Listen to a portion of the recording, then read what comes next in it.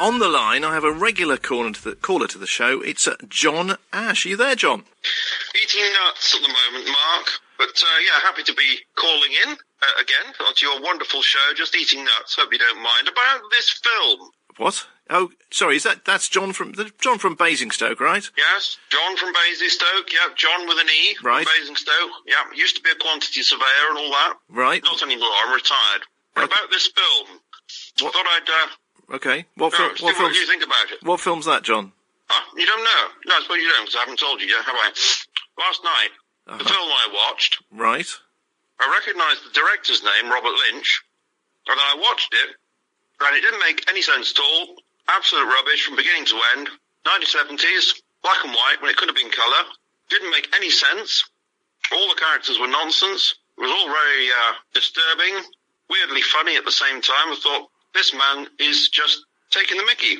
Right. So I turned it off halfway through. Okay. What? Well, I did see it to the end. I turned it back on again, but, Right. There's a sense of, rebellion, protest. I turned it off. Okay. And then immediately back on again. What was the film, John? What was it called? Eraserhead. Eraserhead. Eraserhead. Oh. It's Eraserhead. Mm. Right. Oh, Rubbish. okay. What? And so that was by who? Sorry, who directed? Robert Lynch. Right. I have heard. It's about this. No. It's about this man. Yes. Well, I think it's about a man, and he looks like Charlie Chaplin. Well, not exactly, but his clothes look like Charlie Chaplin. Right. And but he's got this sort of pained expression on his face all the time, and his hair is right up in the air. Ridiculous. Oh, I mean, if you were spending a lot of money making a film, at least you'd get the hairdresser to deal with the hair properly. Okay. Robert Lynch hasn't got any idea how to make films, that's all I can say. Well, look, I'm looking it up. So you said Eraserhead. I've got it. Eraserhead, okay. yes. I haven't heard of it, but I'm looking it up, and it's by somebody called David Lynch. It could be, yeah. No, not quite sure about that. Either David or Robert. Or maybe they're brothers, I'm not sure. Right. Whichever brother it is, it could be... No, I think No, you're right, it's David Lynch, isn't it? That's right. Doesn't know how to make films. Doesn't know how to do hairdos either. Ridiculous. A lot of nonsense. Okay. As I say, I turned it off halfway through. What? Okay, so what made you turn it off, John? Was there a particular point where you thought, I've had enough of this? Oh, no. Was there something that precipitated my action? Well, I know, I then just got to a point, it was just a sort of cumulative effect. I got to a point and I thought, I'm going to go make a cup of tea. I can't be bothered with this. I switched it off, went and made a cup of tea. Yeah. And then, of course, I have to admit that I did think to myself, well, I wonder what's happened. Perhaps I'm misjudging it. Perhaps by the time it gets towards the end, all the various strands of complete nonsense will come together and somehow it will all cohere and make sense. So I turn it back on again. Oh, okay. Okay. So what was the film actually about then, John? Did it have a story? Perhaps our listeners... Well, that's a good question. Right. Aboutness. I've always been interested in aboutness. There's a sort of philosophical question. What's this about and what's that about? Do things have a sense of aboutness about them? This doesn't have any aboutness about it. It's not really about anything. Not very scientific, is it? Not at all scientific. No. Things happen. There are things that happen, but then you start to say yourself, now, what does this mean? Right. What is this saying? And you think, sure, it means anything. It's not saying anything at all. I mean, there's this man. Yeah.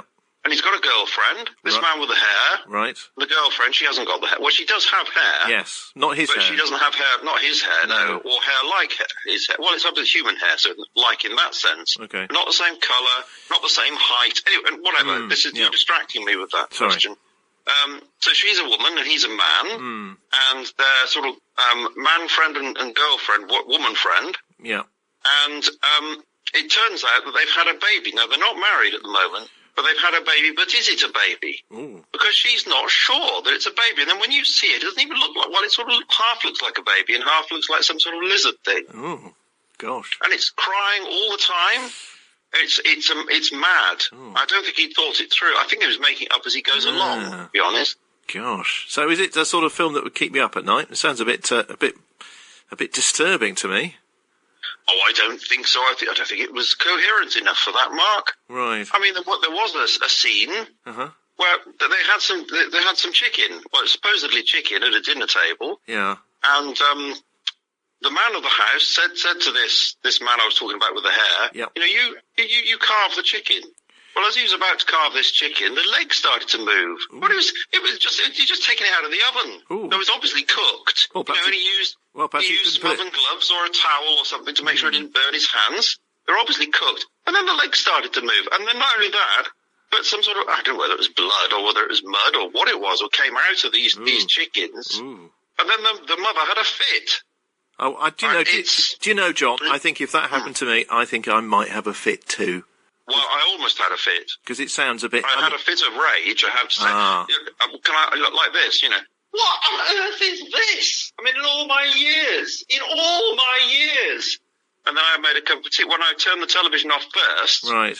Because I don't like to waste electricity, so I then wanted to make a cup of tea. And then I did think to myself, well, that's what it was, actually. It was the chicken scene, did it? I mean, presumably he didn't cook it long enough, did he? I mean, you say it was hot, but you can't tell. He might have just popped it in and popped it out, and it was still a bit of life left in it. Well, I hadn't thought of that. But then again, these chicken did look dead already. I mean, they didn't have any heads. They didn't have any feet. Right. They'd have been completely plucked. They'd had their innards removed. Oh, okay. All right, that's enough. So, I mean, if you had your head removed and your feet, and you're completely plucked and your innards removed... Yeah. I don't think you'd be alive. I wouldn't be moving, I don't think. No. So this film, I've heard of David Lynch. Now, David Lynch, I think he was behind Blue Velvet as a film. There's a strange-sounding film called Blue... And, of course, Twin Peaks, the TV series, that sounds a bit odd. So I guess it was an odd sort of film. I mean, why was it called... Well, I have heard of another film by him, The Elephant Woman. I've not seen it. The what, John? The Elephant Woman. I've not seen it, but I have heard that it's quite good. I might watch that one day. Is it not? Yes, Robert Lynch is the Elephant Woman, yes. Now, the only thing is, was it Steve-O told me? Could have been. Steve-O down Weatherspoons. Right. The meat pies. Yes, you mentioned him. He said that it's in black and white. And he said that was quite atmospheric. I think that was the word he used. You must watch The Elephant Woman, he said. Oh, right. Okay. I think it's... As he was passing me a tray of Cornish pasties. Is it not called The Elephant Man? What, The Elephant Woman? Yeah. It's got 2 titles. No, I think it's just got 1 title.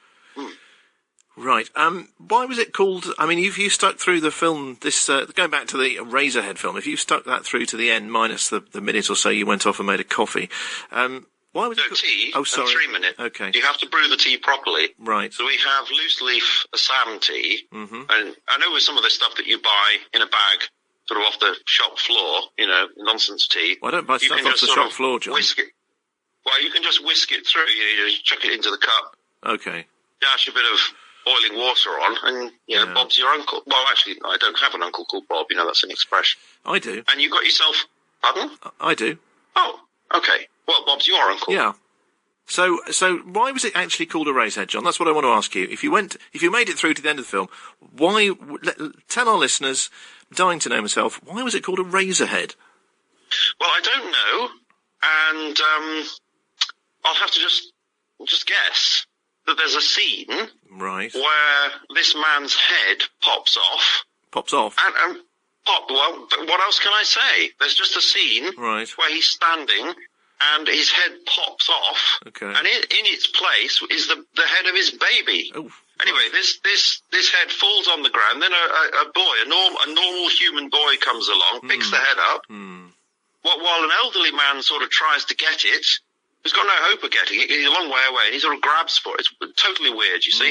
Anyway, this boy goes and sells this head, and then some weird people in some shop somewhere drill a hole in the head and make rubbers for the top of pencils. So I can only think, well, that's what that must be. You see, you've got head, and don't the Americans call rubbers erasers? I think they do. Right, John. So you've got rubber head, so let's translate it into American. Eraserhead. Right. Now that's the only sense I can make out of it. I might be completely wrong. Might be just a coincidence. So that's what I think. Would you recommend this film to our listeners, John? Certainly not. Nobody. I wouldn't recommend it to anybody except somebody in an asylum. Right. Actually, I wouldn't recommend it to them because they'd be there, wouldn't they, hopefully to make them better. Well, it wouldn't make them better, it would make them worse. Gosh. Okay. I wouldn't recommend this to my worst enemy. Not even your very worst enemy? Not my. Well, I don't really have any enemies, but if I had enemies and I was, put them in order of worstness, the badness, then the worst one, I wouldn't recommend it to that worst one, or any of them actually. Right. Well, I don't have any. Well, I wouldn't recommend it to anybody at all. Right. Not even my worst. Well, as I said, I don't have a worst enemy. Well, any enemies. Okay. I don't need to tell you any more about that, do I? No. I mean, do you think you'll ever watch the film again? I certainly won't. No. Right. No, it's an insult. It's an insult to the intelligence, and certainly an insult to the scientific sensibility. You remember that I do have a scientific background. Yes, I can imagine a film like that. It does sound a bit strange, John. It would certainly challenge your belief in the prevalence of science, wouldn't it? I would have thought. Taking erasers out of heads and things. That sounds very... Well, this is the point, isn't it? You see, the whole point with science is that you're supposed to make observations and then form hypotheses and then test those hypotheses to see if they can falsify them. And if they withstand falsification, you've got something that's moving towards a theory. Now, when you watch a film like that, you're trying to take in the information. How can you even begin to form a hypothesis? Now, predicting what's going to happen next? No chance. Absolutely no chance. So it's the absolute antithesis of science. Right. Well, do you know, John, That's what it should have been called by Robert Lynch. Right. The absolute antithesis of science plus rubbers. David Lynch. Well, I don't know which one made it, but whichever brother made it. Okay. Yeah. Well, all I can say, John, is well done on sticking to the film, as it were, sticking with it, because it certainly sounds like it was quite a challenge to watch. So if any listeners out there have heard of this film, like to call in later and let me know what they think of it. Well, John, so that was what you did last night, was it? Watch Eraserhead? I did. I watched it in two halves minus the 3 minutes making a cup of Assam loose leaf tea. Let's play devil's advocate for a minute. Perhaps those 3 minutes explained the whole thing. If you'd watched those 3 minutes, you would have been perhaps thinking, this is a very good film. I enjoyed this because of that little bit in the middle that I missed. Well, I have to say that's improbable, considering that's a very small fraction of the film, but you might be right. So perhaps you might have to watch it. You might have to watch it again. Balance that slight probability with the amount of pain it would cause me to test your hypothesis in this case. Yeah, well. But maybe I shall have to brace myself and use my scientific sensibility and say to myself, well, you'll have to suffer the pain to find out. In the cause of science, yes, maybe I will. Watch not tomorrow. I'm going to leave it. Okay. I'm going to leave it quite a while, I think. All right. So it didn't do anything for my blood pressure. Well, it did. It did do something to my blood pressure. It made it worse. Oh. Higher. More, right. Gosh. Well, yeah, that's right. It's annoying having blood pressure. Yeah. I'd rather not have any, really. But, I guess having blood pressure is, something that we all have. No, apparently not. No, in recent months I've been being diagnosed with blood pressure. So, yeah. Okay. I'd hopefully, with a bit of extra pogo sticking, I'm hoping to get rid of my blood pressure. Right. Okay, well, look, John, thank you for that. It's a shame you didn't enjoy the film. It sounds a strange one to me. And well done for sticking with it. Now, would you like us to play a song for you? Yes. I thought, as it's called Eraserhead, I thought it would be nice to have a song by Erasure from the 1980s, because it's something I used to dance to as it, we're not really the youngest of young men, but sort of in my mid-20s. Okay. And I thought, there's a song called Stop, and I thought, that would be quite suitable, because I would say to Robert Lynch, just stop it, eh? Just stop. Yeah, right? and I suppose you stopped watching, didn't you, briefly? So it's quite appropriate, yeah. I did. I didn't play that song, because 3 minutes would have been just fine, making a cup of tea and listening to that, but I didn't think quickly enough for that. But I'm thinking quickly now. Right. That's what I want. And I'm telling Robert Lynch to stop. Not you, Mark. Right. You carry on with your show. Thank you. Wonderful show, etc. Thank you. That's what I like to hear. All right. And a shout-out, please. Can I have a shout-out to Mark? No, not to Mark.